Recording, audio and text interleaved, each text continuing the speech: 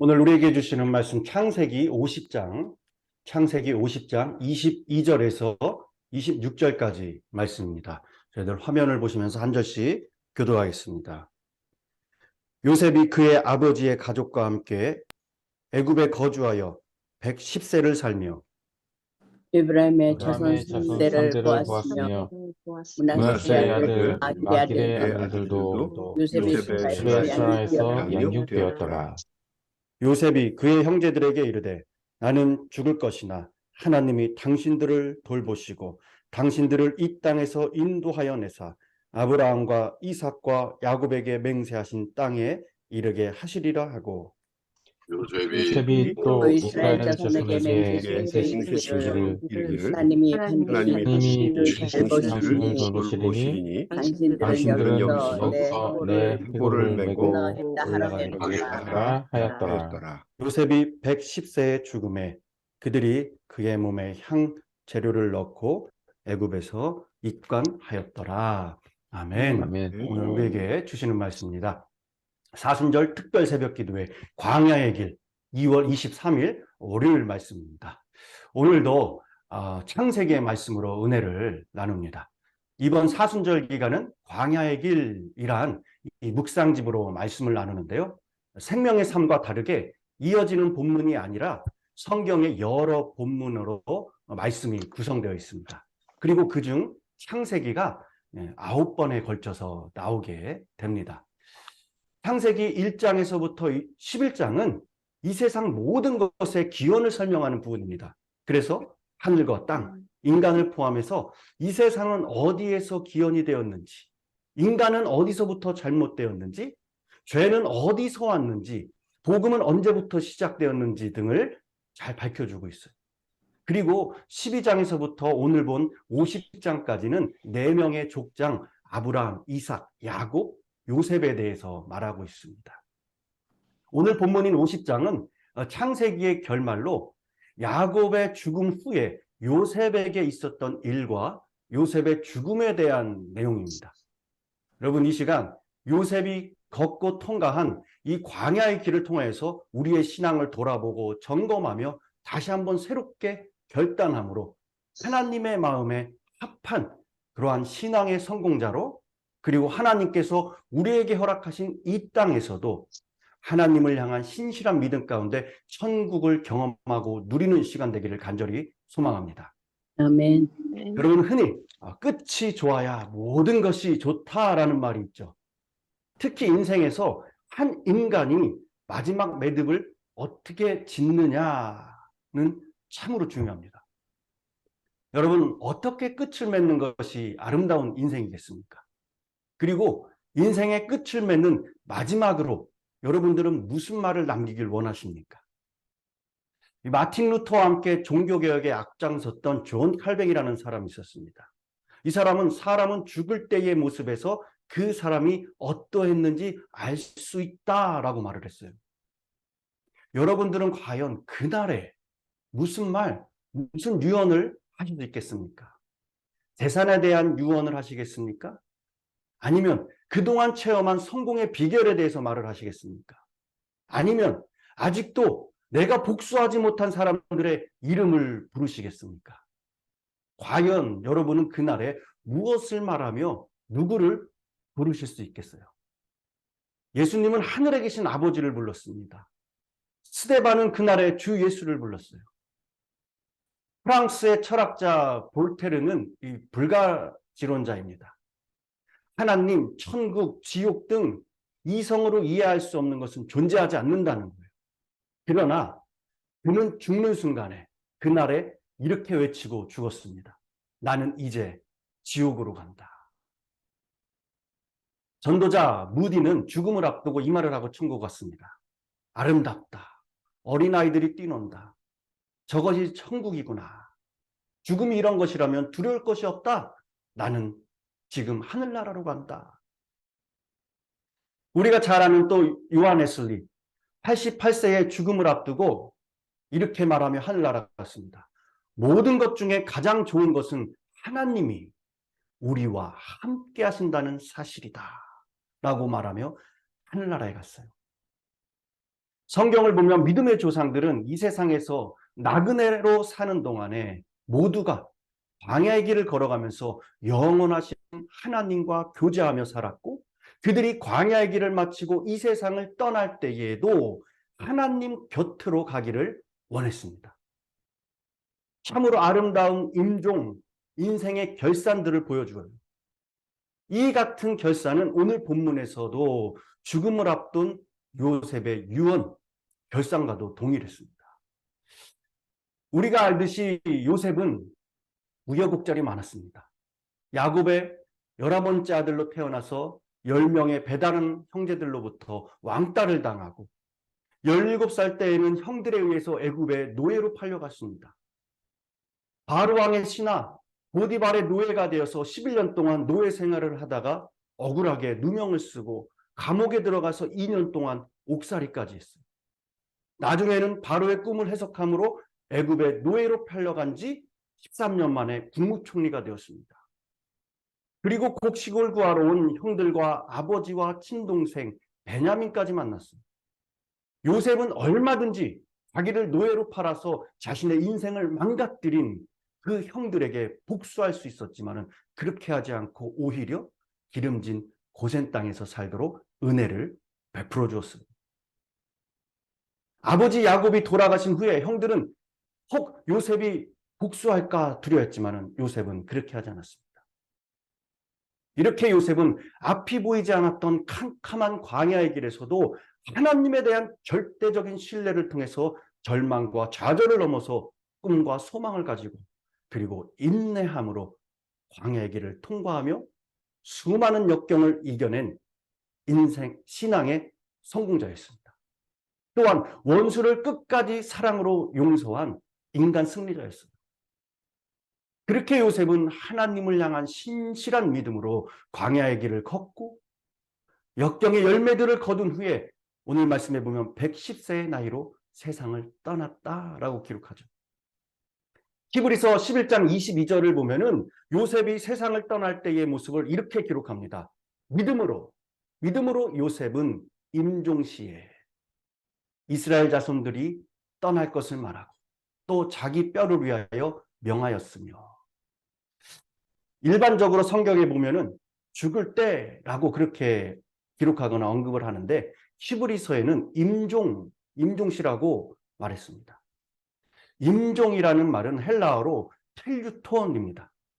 죽음이라는 단어와 달리 결산 혹은 마무리를 이야기하는 거예요. 서두에서도 말씀드렸듯이 우리 인생에서 시작도 중요하고 과정도 중요하지만 마무리는 더욱 중요합니다. 주변과 매스컴을 보면 시작을 멋지게 했지만 마무리, 결산이 엉망인 사람들이 참 많아요. 그러나 광야의 길을 믿음으로 통과한 이 요셉은 달랐습니다. 본문 24절에 요셉은 마지막 순간에도 그를 지금까지 이끄신 하나님의 신실함에 의심이나 망설임이 없이 하나님께서 자기 가족들을 돌보아 주신다는 약속을 확신하고 믿었습니다. 또 25절, 요셉은 하나님께서 이스라엘 민족을 애굽에서 가나안 땅으로 인도하실 것을 확신하고 있었어요. 이것이 보통 사람과 다른 요셉의 모습입니다. 보통 사람과 같으면 마지막 임종 때에, 결산 때에 어떻게 했을까요? 과거 자신의 이 광야길에서 겪었던 아픔과 고통들을 보면서 결산을 했을 거예요. 그러나 요셉은 마지막 순간에도 과거를 돌아보기보다 믿음의 눈으로 복된 미래를 바라보았습니다. 지긋지긋한 과거를 회상하기보다는 자신이 죽고 나서 자손들에게 펼쳐질 미래를 믿음으로 바라보고 믿었다는 거예요. 자신의 인생을 여호와 이레로 준비하시고 임마누엘로 동행하시고 에베네셀로 이끄신 그 살아계신 하나님께서 살아 역사하실 일들에 대한 소망과 확신으로 충만했습니다. 때문에 요셉은 마지막 죽는 순간에도 25절을 보면은 이스라엘 자손들에게 하나님이 반드시 당신들을 돌보시리니 당신들은 여기서 내 해골을 메고 올라가라. 이렇게 말할 정도로 미래에 대한 기대를 갖고 있었습니다. 결국 그의 믿음과 소원과 기대는 먼 훗날 이루어집니다. 그의 소원은 이스라엘 백성들이 출애굽을 할 때 이루어졌습니다. 그리고 이스라엘 백성들이 가나안 정복 전쟁을 마치고 나서 요셉의 뼈를 세겜 땅에 묻었어요.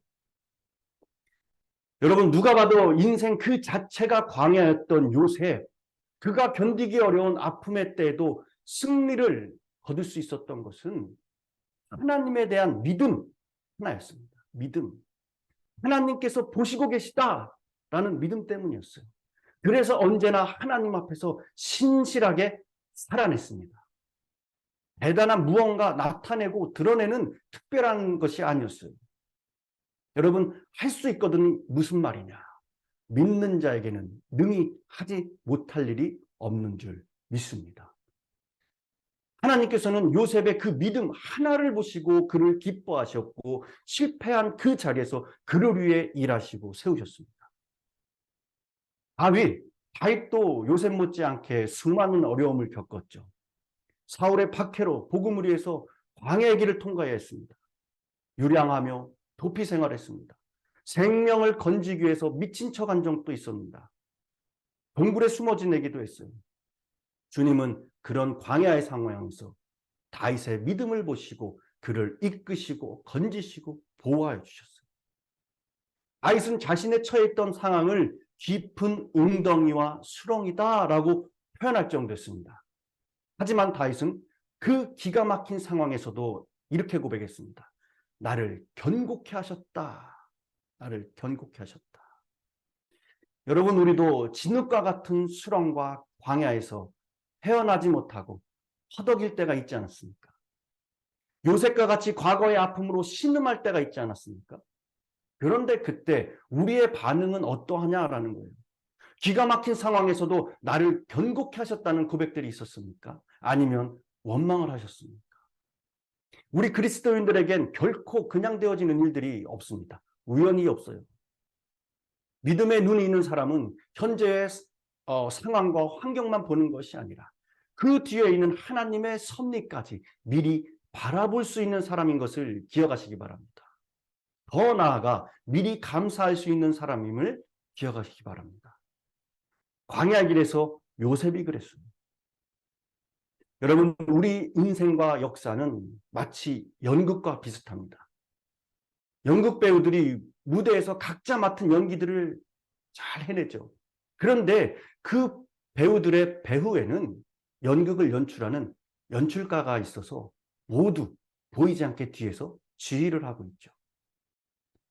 하나님의 섭리가 바로 이런 것입니다. 우리가 주도가 되어서 인생을 살아가는 것 같지만은 우리 뒤에 우리의 인생을 연출하시는 누가 계시다는 거예요? 하나님이 계시다는 거예요. 나의 등 뒤에서 나를 도우시는 주.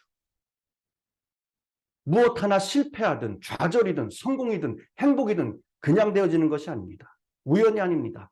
또한 당연한 것도 아니에요. 저와 여러분의 인생의 배후에 이렇게 하나님의 섭리와 계획이 있습니다. 그리고 하나님의 목적이 있어요.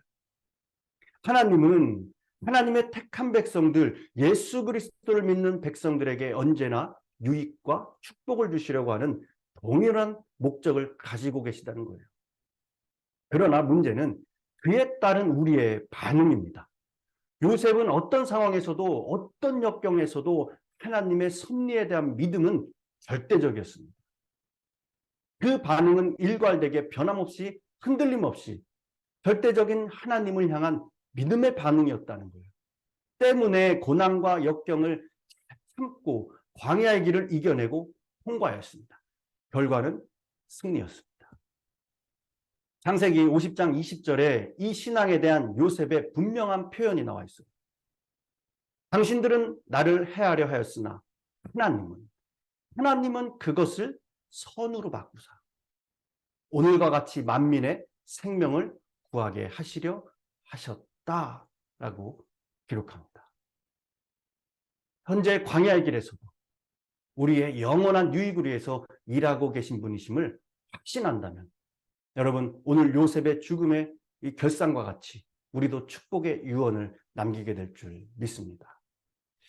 그저 지나간 일들에 대해서는 하나님께 우리가 감사하고 현재는 최선을 다해서 하나님을 섬기고 미래는 우리의 것이 아니기에 하나님께 맡기고 선으로 이끄실 기대로 나아가시면 되는 거예요. 고난 당한 것이 내게 유익이라. 이로 인하여 내가 주의 율례를 배우게 되었나이다. 제가 아는 목사님께서 먼저 오래전에 같이 사역을 했던 담임 목사님이셨어요. 희귀병에 걸려서 투병 중에 계셨습니다. 그때 목사님께서 고백하신 말씀이 있었어요. 이렇게 고백했습니다. 건강해서 하나님을 멀리하고 떠났던 인생보다 내가 지금 병들어서 이렇게라도 하나님을 찾는 인생이 복되다라고 고백을 했어요. 여러분, 등푸른 생선 청어 다 아시죠? 청어. 영국 사람들이 한창 이 싱싱한 청어를 좋아할 때였다고 합니다. 그래서 영국에서 살아있는 청어를 굉장히 비싼 값에 거래가 되었는데, 이 고기잡이 선원들이 청어를 산채로 육지까지 가져오려고 온갖 노력을 다했습니다. 그러나 청어는 워낙에 이 성질이 급해서 육지에 도착하기도 전에 다 죽어버렸다는 거예요. 그러던 중에 한 지혜로운 선원이 이 청어 수족관에 상어를 한두 마리 넣어보았습니다. 순간 상어가 청어 몇 마리를 잡아먹게 되겠죠. 그러자 많은 청어가 상어에게 먹히지 않으려고 여기 이리저리 죽기 살기로 도망 다녔습니다. 말 그대로 광야였어요. 그러는 동안 배는 육지에 도착했고 청어는 모두 살아있었다는 거예요. 지금도 청어잡이 어부들은 이 방법을 통해서 청어를 산채로 가져온다라는 것을 들었습니다. 여러분, 오늘도 어느 날 상어같이 고난이 다가와서 우리를 꼼짝 못하게 하고 괴롭게 합니다. 이리저리 정신없이 도망다니게 합니다. 하지만 우리에게 다가온 상어, 이 광야의 길로 인해 우리 성도님들, 하나님 나라에 갈 때까지 더욱 싱싱한 그 영혼으로 하나님 앞에 서게 되는 안전장치가 될 줄 믿습니다. 사순절을 보내는 이 시간, 날 구원하여 주신 주님의 십자가를 바라보고 더욱 단단히 붙잡음으로 우리 각자의 광야길에서 요셉과 같은 믿음으로 절망치 않고 축복의 미래를 기대하고 바람으로 아름다운 신앙의 임종, 결산이 있기를 간절히 축원합니다. 기도하겠습니다. 하나님 아버지 감사합니다. 복된 주일을 보내게 해주시고 새로운 하루 시작을 주님 앞에 예배로 시작하며 말씀의 은혜를 누리게 해주시는 은혜에 감사합니다. 요셉은 형제들의 시기로 인해서 노예로 팔렸고 종살이 하던 집에서 한순간에 감옥에 갇히며 옥살이를 해야만 하는 캄캄한 광야의 인생을 살았습니다. 하지만 요셉은 자신을 그렇게 만든 그 형제들이 눈앞에 있음에도 이 모든 일을 주관하시는 분이 하나님이심을 철저히 인정했습니다. 주님, 오늘 우리의 삶의 자리에서 만나는 여러 가지 일들과 사람들 사이에 나의 삶을 이끄시는 하나님, 나를 향한 하나님의 선하신 섭리가 있음을 인정하고 어떠한 상황에서도 선으로 이끄심의 확신을 붙듦으로 하나님이 원하시는 믿음의 반응들이 있게 하여 주시옵소서. 현재 광야의 길을 진행할 때에 날 구원하여 주신 주님의 그 십자가를 앞세우며 대장 되신 주님을 따르며 능력의 길이 되게 하시고 우리의 미래의 일들을 주님께 맡기며 지나온 시간은 감사하며 현재의 삶을 최선을 다해 거룩하고 신실하게 감당하며 하나님의 섭리 안에 기쁨으로 살아낼 수 있는 우리 모두가 될 수 있도록 이끌어 주시고 붙들어 주시고 축복하여 주시옵소서. 감사드리며 예수님의 이름으로 기도드렸습니다. 아멘. 말씀을 생각하시면서 다 같이 합심하여 기도의 자리로 나가겠습니다. 기도합니다.